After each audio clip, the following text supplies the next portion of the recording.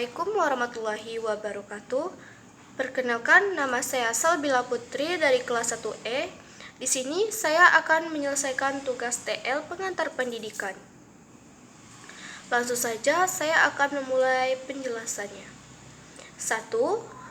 Pendidikan sebagai ilmu pengetahuan dan sistem. Pendidikan sebagai ilmu pengetahuan merupakan ilmu pengetahuan yang memenuhi syarat entomologis, epistemologi, dan aksiologi. Pendidikan sebagai sistem adalah kumpulan unsur-unsur pendidikan yang sering terkait dan terpadu untuk mencapai tujuan. Baik, yang kedua, faktor-faktor pendidikan. Faktor-faktor pendidikan yaitu ada 5. 1. Faktor tujuan. Faktor tujuan merupakan program pendidikan yang bertujuan untuk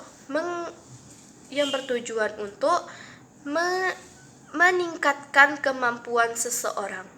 Yang kedua, faktor pendidikan. Faktor pendidikan merupakan kompetensi dan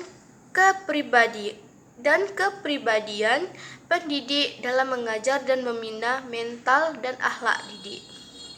Yang ketiga, faktor anak didik.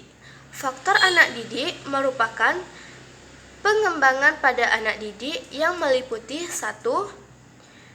Faktor keturunan, 2.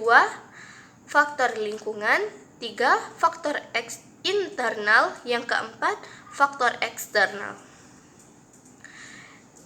Yang keempat, faktor alat pendidik adalah alat pendidik dapat membantu memperlancar penyelenggaraan pendidik agar lebih efektif atau efisien. Yang kelima,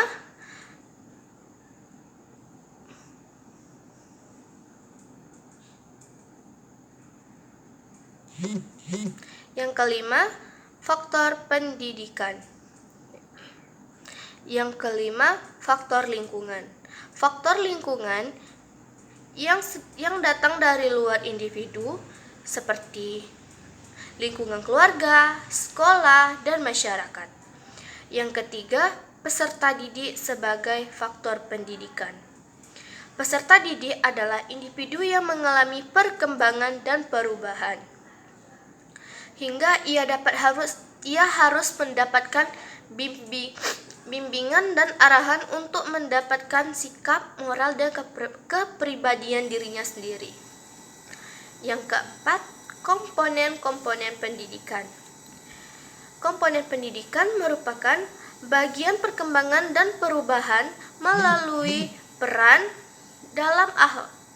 dalam keseluruhan keberlangsungnya suatu proses untuk mencapai tujuan. Yang kelima,